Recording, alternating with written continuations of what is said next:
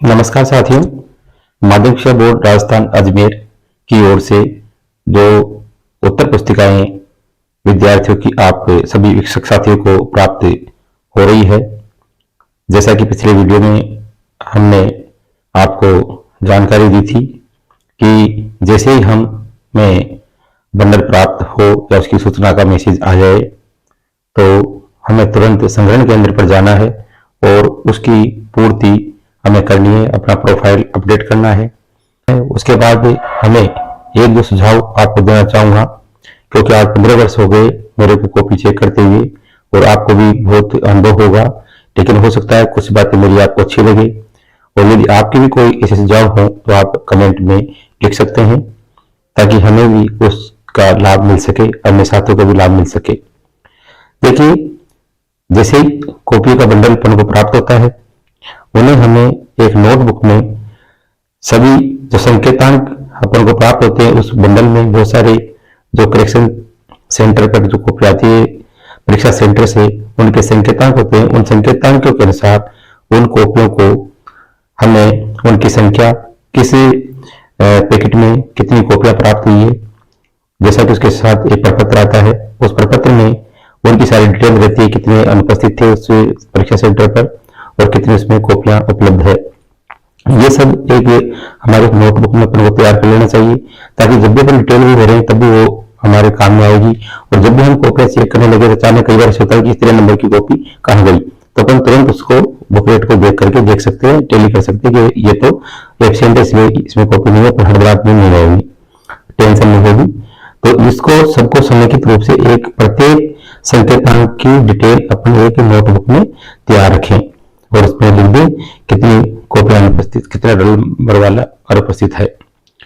देखिए, गफलत में कई बार क्या होता है, यदि उत्तर पुस्तिका है आपके विषय से संबंधित नहीं हो तो आवंटित केंद्रों की न होकर के अन्य केंद्र की है, तो उत्तर पुस्तिका जो अन्य प्रेक्षकों को भेजा जाना था वो यदि आपके पास आ जाती है तो उन्हें हमें तुरंत लौटाना नहीं है, बल्कि हमें उनसे संपर्क करना है। जब भी आप कलेक्शन सेंटर पर जाएं तो वहां के मोबाइल नंबर भी आप लेकर के आए, क्योंकि कई बार अपन बोर्ड में अपन जमा भी कराना है अपन को बंडल को, तो और भी कोई असुविधा होती है तो अपन वहां पर संपर्क कर सकें। तो उसके उनसे संपर्क कर लें, और जब तक अगले जो दिशा निर्देश नहीं प्राप्त हो तब तक अपन को उसको रिटर्न नहीं करना है। फिर जैसे आगे से निर्देश प्राप्त होते हैं वैसे उसको अपन को करना है। यदि प्राप्त उत्तर पुस्तिका आपके इससे संबंधित नहीं है, जैसा कि मेरे साथ एक बार हुआ कि मैं कलेक्शन सेंटर पर गया तो वहां पर मैंने उसको तुरंत ले लिया, उसको लेके आ गया। जब मैंने देखा तो उसमें कृषि विज्ञान था, न कि कृषि रसायन। तो इसलिए फिर मैंने जब उनसे संपर्क किया वापस फोन करके, मैं तुरंत हड़बड़ाहट में उसको लेके गया तुरंत बंडल को वहां, कि नहीं कोई दिक्कत नहीं है, हम अभी बात करते हैं वहां पर। तो उन्होंने अजमेर बोर्ड को बात की, क्योंकि ऐसा होता है कई बार, क्योंकि अक्सर कई पोस्ट जब वैकेंट रहती है हमारे विद्यालय में भी, तो हमें व्यवस्था के रूप में लगाया जाता है और अपन उन सब्जेक्ट को पढ़ाते हैं। तो ऐसे जो उसी से रिलेटेड सब्जेक्ट है, जैसे कृषि रसायन है, कृषि बायो है, तो उन टीचर्स को, लेक्चरर्स को वो कॉपी चेक करने के लिए दे दी जाती है। तो वहां से बात की गई और मेरे को वो कॉपियां सुपुर्द कर दी। कोई दिक्कत नहीं कि आप आराम से चेक कीजिए इनको, इसकी की लिस्ट तैयार कर लीजिए और सही से आप इसको अंकन करना है। तो देखिए, किसी भी चीज में अपन घबराना नहीं है, और यदि ऐसा है, यदि ऐसी उत्तर पुस्तिकाएं गलत आ जाती है पैकेट पर गलत अंकित करके और उसको अमूल्यांकित उत्तर पुस्तिकाएं लिख करके दे दें, लेकिन जैसे निर्देश प्राप्त हो उसी के अनुसार करना चाहिए। अधिकतर आप देखते हो 400 से के लगभग या उससे कम ही अधिकतर कॉपियां अपने पास आती है, तो बहुत ही सावधानी से अपन को उनका अंकन करना है। और जैसा कि जो उत्तर पुस्तिका, किसी भी चीज में अपन घबराना नहीं है, और यदि ऐसा है, यदि ऐसी उत्तर पुस्तिकाएं गलत आ जाती है पैकेट पर गलत अंकित करके और उसको अमूल्यांकित उत्तर पुस्तिकाएं लिख करके दे दें, लेकिन जैसे निर्देश प्राप्त हो उसी के अनुसार करना चाहिए। अधिकतर आप देखते हो 400 से के लगभग या उससे कम ही अधिकतर कॉपियां अपने पास आती है, तो बहुत ही सावधानी से अपन को उनका अंकन करना है। और जैसा उत्तर पुस्तिकाएं आनी थी उसके स्थान पर अन्य नामांकित उत्तर पुस्तिकाएं जाती है, जो किसी अन्य परीक्षा को दी जानी थी,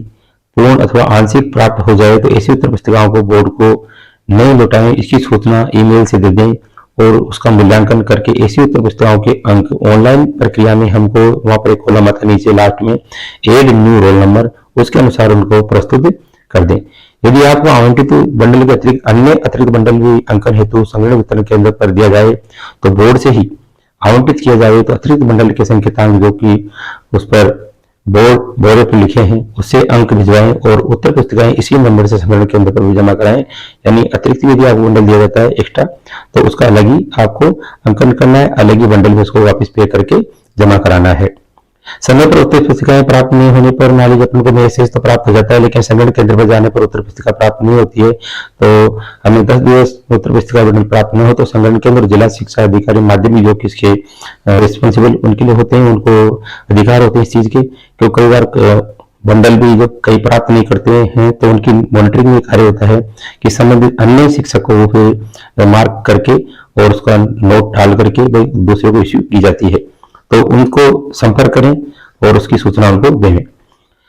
वैसा ऐसे अधिकतर होता नहीं है, आजकल बहुत फास्ट काम हो रहा है बोर्ड का, तुरंत ही जैसे ही बंडल एग्जाम में लगता है तीसरे दिन अधिकतर अपने पास कॉपी या मैसेज आ जाता है और अपने कॉपी कलेक्ट कर लेते हैं। उच्च न्यायालय जयपुर के द्वारा समय पर परीक्षार्थियों के द्वारा रिट याचिकाएं लगाए जाने के कारण सभी प्रेक्षक विशेष रूप से अतिरिक्त सतर्कता रखते हुए मूल्यांकन कार्य को पूर्ण गुणवत्ता और उत्तर की विषय वस्तु और परीक्षार्थियों के द्वारा हल प्रश्नों के उत्तरों में उत्तर तालिका में दी गई अंक योजना के अनुसार ही दिए निर्देशक के अनुसार हमको मूल्यांकन कार्य करना है, क्योंकि एक की भी आती है उसके अनुसार उसको मिलान करें। और फिर कई बार ऐसा होता है कि एक ही ऑप्शन के दूसरा भी होता है, उसके दो नाम होते हैं। जैसे कि एक बार एक क्वेश्चन, जैसे कि एक एग्जाम्पल है जैसे कि लार में कौन सा एंजाइम पाया जाता है, टाइलिन, लेकिन दूसरा और है उसका उसमें टाइलिन लिखा हुआ है, लेकिन आप शिक्षित हैं, आप पढ़ाते हो तो एमाइलेज भी इसको कहते हैं। यदि उसका आंसर लिखता है तो वो भी हम सही मानेंगे। तो ये अपने विवेक से आपको खुद को भी ध्यान रखना है इस चीजों का। आवंटित पुस्तकों का मूल्यांकन परीक्षक स्वयं करे।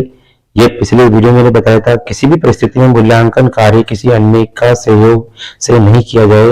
मूल्यांकन अथवा उसकी प्रक्रिया पूर्ण करने के लिए किसी अन्य का सहयोग बिल्कुल अपन को नहीं लेना, यह नियम विरुद्ध है। परीक्षक के विरुद्ध अनुशासनात्मक कार्रवाई की जा सकती है और की जाएगी, जिसका वो स्वयं जिम्मेदार होगा।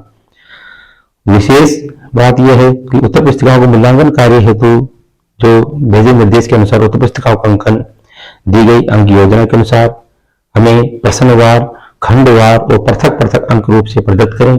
सुपाठ्य लाल स्याही से इसका अंकन करना है और अंकों के योग को उत्तर पुस्तिका के अंतिम पृष्ठ पर नीचे के अंकों में शब्दों में अंकित करके दिनांक से तुम्हें हस्ताक्षर करने पर नीचे कर दो। और प्रत्येक प्रश्न में प्रदत्त अंक उत्तर पुस्तिका के मुख्य पृष्ठ पर, जिसको केजिंग करना कहते हैं अपन, जो डिब्बे बने हुए हैं उनमें आवश्यक रूप से अपन को अंकित करना है। परीक्षार्थी के द्वारा उत्तर पुस्तिका में हल किए गए अंतिम प्रश्न के बाद में जो पृष्ठ खाली हो तो ऐसे सभी पृष्ठ लाल स्याही से तिरछी लाइन से अपन काट दें। यदि विद्यार्थियों ने छोड़ दिए फिर भी किसी कारणवश रह गए हैं, वैसे तो उनको निर्देश दिए गए हैं हमारे द्वारा भी कि वही लास्ट का जो क्वेश्चन करें वहां पर समाप्त लिखना है और जितने भी पेपर बचे हैं खाली उनमें तिरछी लाइन खींचनी है। लेकिन फिर भी यदि रह गए हैं तो अपन को अंकन करते टाइम बाद में उनको तिरछी लाइन खींचनी चाहिए।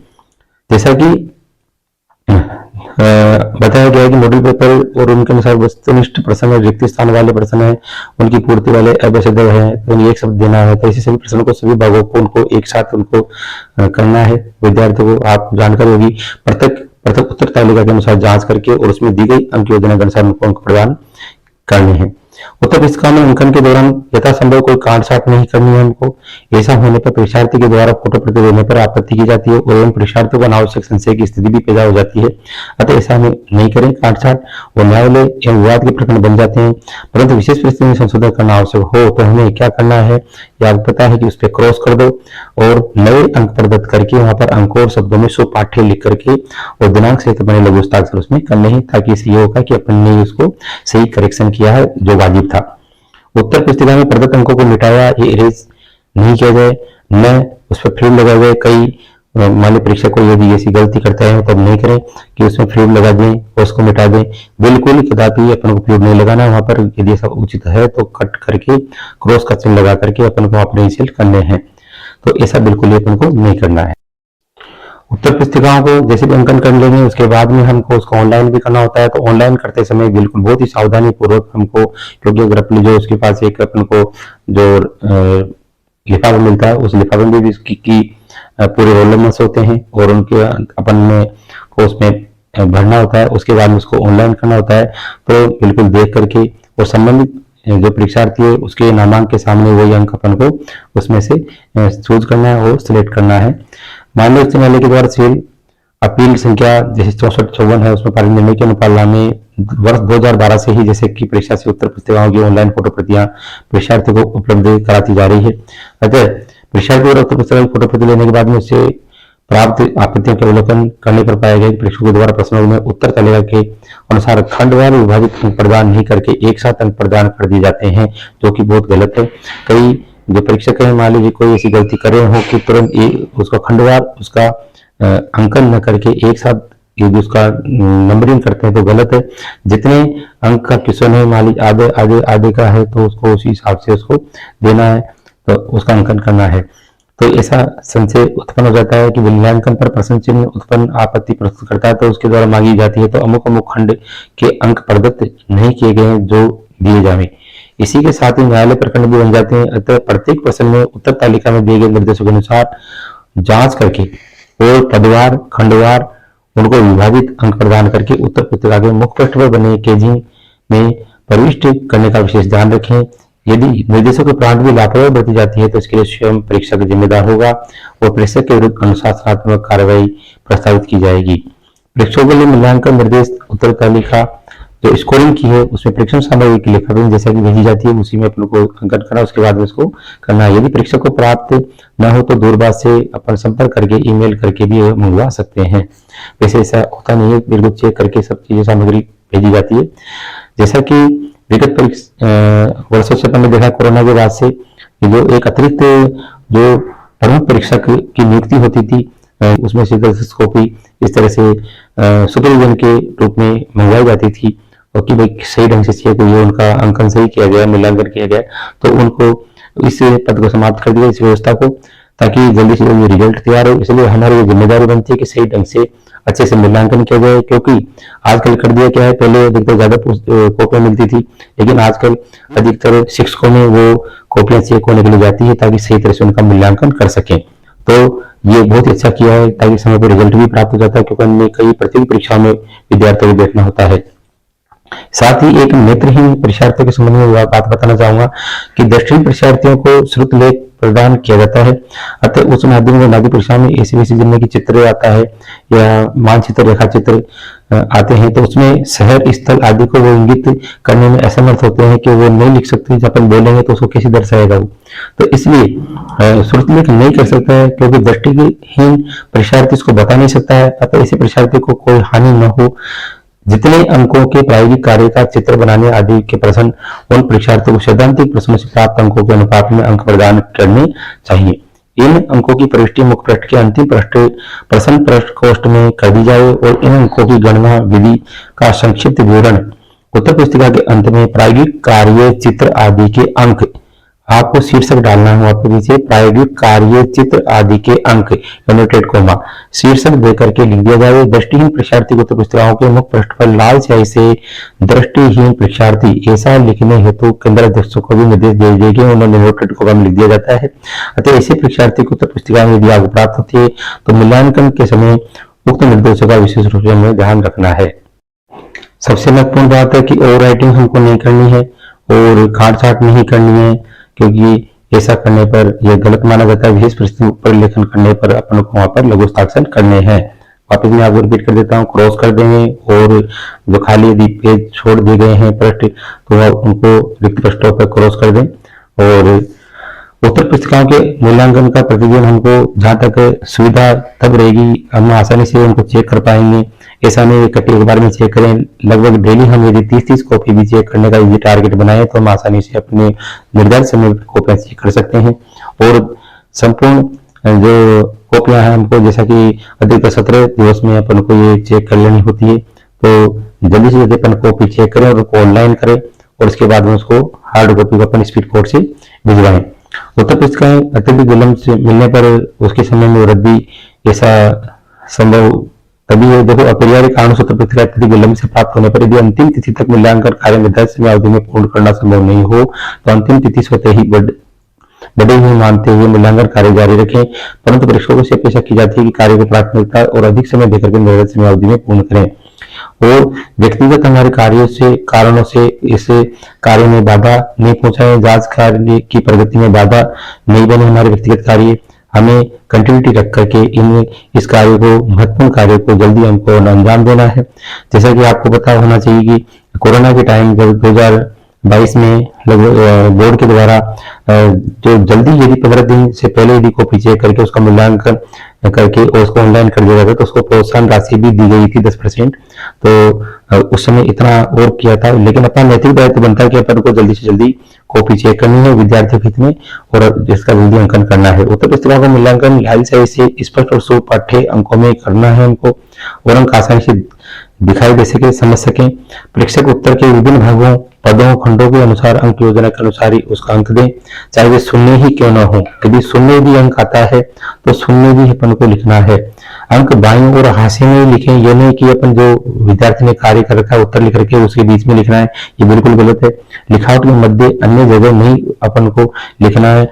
योग में त्रुटि न हो और सुविधा भी रहे। आंशिक अंकों पर गोला नहीं खींचना है। ये अधिकतर कई गलती करते हैं कि छोटे आंशिक जो एक क्वेश्चन है उसके आंशिक अंक है, मान ली आधा है, 1/4 है, तो 3/4 है, तो ऐसे जो आंशिक अंक है उनको गोला नहीं करना है। लास्ट का जो उसका टोटल है, उस क्वेश्चन का टोटल मार्क्स कितना है उस पर अपन को गोला करना है। अंक स्पष्ट रूप से बड़े आकार में लिख दी जाए ताकि कोई संदेह नहीं हो। और जैसे कि किसी क्वेश्चन के जो अंक है 1/2 प्लस 1/4 प्लस 3/4 प्लस 0, तो ये 1 2 3 4 उसके पार्ट है जो कि आंशिक भाग है उनके, तो उनका टोटल योग हुआ 1/2। तो इसको लास्ट में गोला करना है, उनको गोला नहीं करना है। यदि किसी उत्तर में विषय वस्तु की अतिरिक्त सफाई और आकृति के लिए अलग से अंक निर्धारित हो तो अंकों की योग में उसे स्पष्ट रूप से दर्शा दे। जैसे समीक्षा के समय जांच करने पर, परीक्षार्थी को उत्तर पुस्तिका की फोटो प्रति देने पर संशय नहीं रहे। तो इन चीजों का सबको आपको ध्यान रखना है और केजी साइड से की जाए, स्तंभों में से ढंग से मिलान करके उसका उत्तर और लिखा जाए। प्रश्न को यदि दोबारा हल करने की स्थिति है, यदि कोई विद्यार्थी दोबारा कर देता है तो जिस हल को अमान्य किया जाए अर्थात जिसमें कम अंक उस विद्यार्थी को प्राप्त होते हैं उसको हमको काटना है, उसको रिपीट लिखना है और उसको निरस्त कर देना है। और जिसमें अंक ज्यादा आ रहे हैं तो उसी को अपन को सही मानना है। गणित विषय में ग्राफ से संबंधित प्रश्न है, जांच करके ग्राफ में भी अंकन करना है और उसके बाद में उसका टोटल लगा करके उसको केजिंग करना है जो प्रमुख पृष्ठ पर। मानचित्र से संबंधित प्रश्नों को भी खंडवार जांच करके प्रदत्त करके योग करें और मानचित्र के चारों स्थानों पर दर्शाया जाना है। प्रत्येक को जांच करके प्रत्येक अंक प्रदान करने हैं और उनका योग करके अंक केज में प्रविष्ट करना है। देखिए उपरोक्त कार्य पूर्ण सावधानी से किया जाए, इसके 2 बार जांच की जाए और जिससे कि अंकों के लिखने और उनके जोड़ने में कोई गलती न रहे। यदि ऐसा उत्तर जो कुछ भी अंक पाने योग्य न हो तो उसे केवल काट करके नहीं छोड़ा जाए, अपितु उसमें शून्य अंकित करना चाहिए और प्रविष्ट करके उत्तर पुस्तिका के मुख्य पृष्ठ पर संबंधित स्तंभ जो केजी में उसमें भी उसकी पूर्ति करें ताकि परीक्षार्थी के द्वारा उत्तर पुस्तिका की फोटो प्रति स्कैन लेने पर संशय उत्पन्न नहीं हो।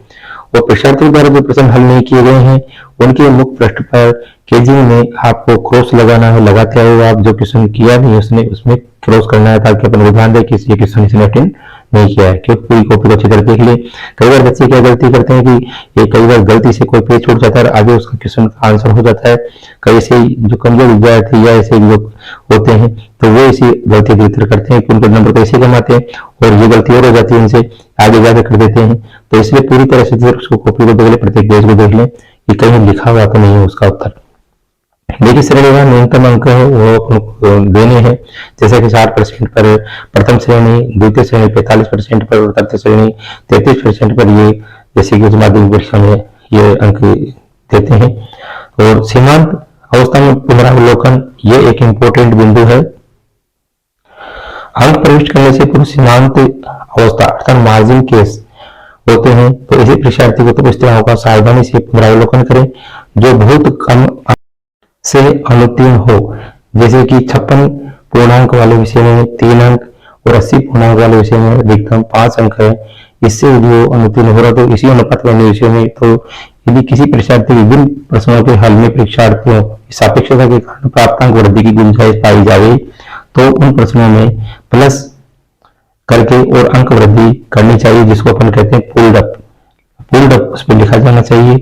और इसे तो उत्तर पुस्तिका में सभी प्रश्नों के हल का गंभीरता से पुनरावलोकन किया जाए और उत्तर पुस्तिका के मुख्य पृष्ठ पर भी पुल्ड अप अवश्य लिखना है। मुख्य पृष्ठ पर कि इसमें अंक क्यों बढ़े हैं, इसका ये आशय कदापि नहीं कि अंक प्रत्येक अवस्था में ही बढ़ाने हैं हमको, चाहे अंक बढ़ाने की आवश्यकता में गुंजाइश न हो। तो ऐसा विशेषकर कई बार क्या होता है कि हम शुरुआत में मान लीजिए जैसे अंकन करने लगते हैं कि थोड़ा टाइट चेकिंग करते हैं, तो बच्चे मान लीजिए उसमें से कम अंक आ जाते हैं। लास्ट में अपन उसका पुनरावलोकन करते हैं, देखते हैं कि यार इसके अंक 2-3 नंबर का चक्कर बढ़ रहा है, उसकी वजह से फेल हो रहे हैं, तो हम उसमें पुल्ड कर सकते हैं इसे।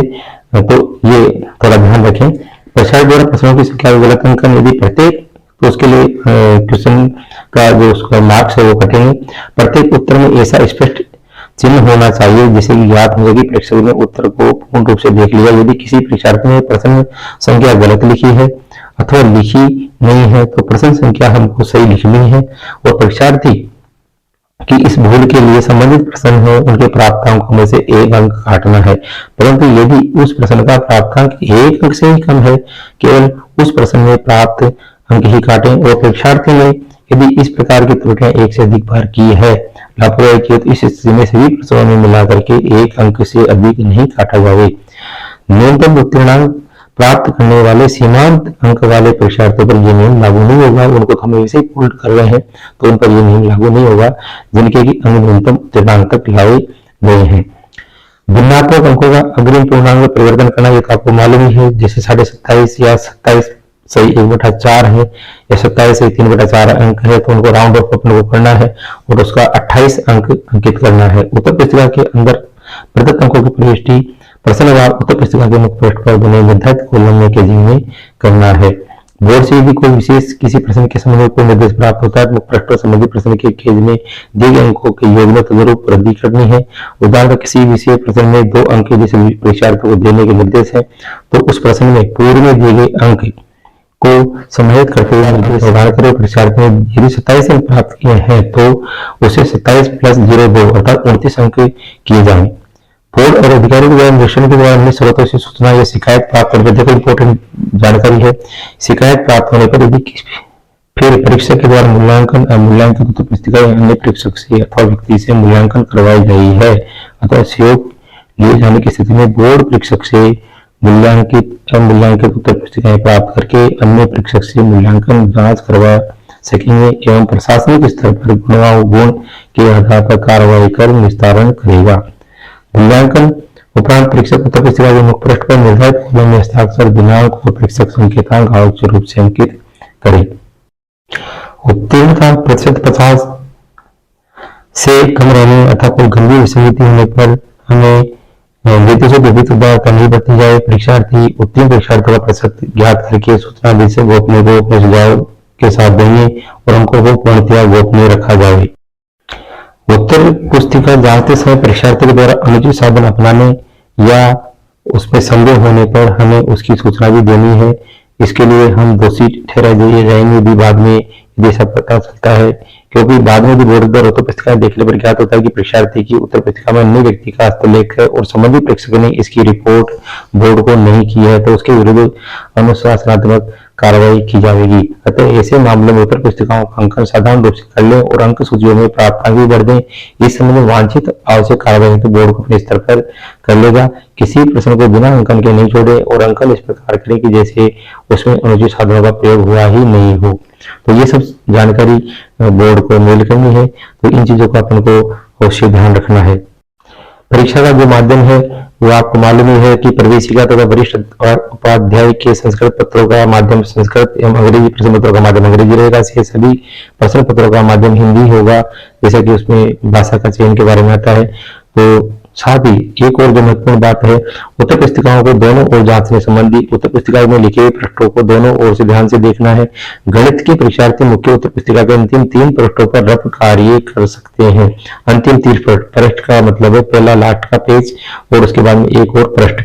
इस तरह से 3 पृष्ठ उसके लिए काम होता है। तो उस पुस्तिका के अंतिम पृष्ठों के पश्चात सभी पृष्ठ पलट करके देख ले परीक्षार्थी ने कोई पृष्ठ छोड़ करके प्रश्न हल तो नहीं किए हैं। रिक्त पृष्ठों पर तिरछी लकीर खींच देनी है और परीक्षार्थियों को ये निर्देश दिए गए हैं कि यदि वे पूर्व में हल किए गए प्रश्नों को बाद में पुनः हल करें अथवा वाला भाग हल करें तो वे जिस प्रश्न को नहीं जसवाना चाहे उसे तिरछी रेखाएं खींच करके निरस्त कर दें। इसके बावजूद भी प्राय परीक्षार्थी ऐसा नहीं करते हैं तो इस स्थिति में पूर्व में और बाद में हल किए गए प्रश्न को जांच ले और जहां अधिक अंक मिलते हैं वही प्राप्तांक अंकित करें। तो ये सब जानकारी जैसा कि आपको दी गई है, सबसे पहले मैंने बात बताई कि जैसे ही बंडल प्राप्त हो उनकी जो संकेतांकों के अनुसार एक डायरी में अवश्य नोट कर लें कौन कौन सी विद्यार्थियों ने पुस्तक है, किस किस की कॉपी प्राप्त हुई है, किसकी नहीं प्राप्त हुई, क्योंकि ये कॉलम की पूर्ति कट के भी हमको भेजनी होती है और ऑनलाइन जैसे प्रोफाइल को पूर्ति करते हैं तो उसमें भी जानकारी भरनी होती है। धन्यवाद साथियों, वीडियो अच्छा लगे तो इसको लाइक करना और सब्सक्राइब भी करना आपका बहुत बहुत कृपा होगी और अधिक से अधिक साथियों को शेयर करना। धन्यवाद।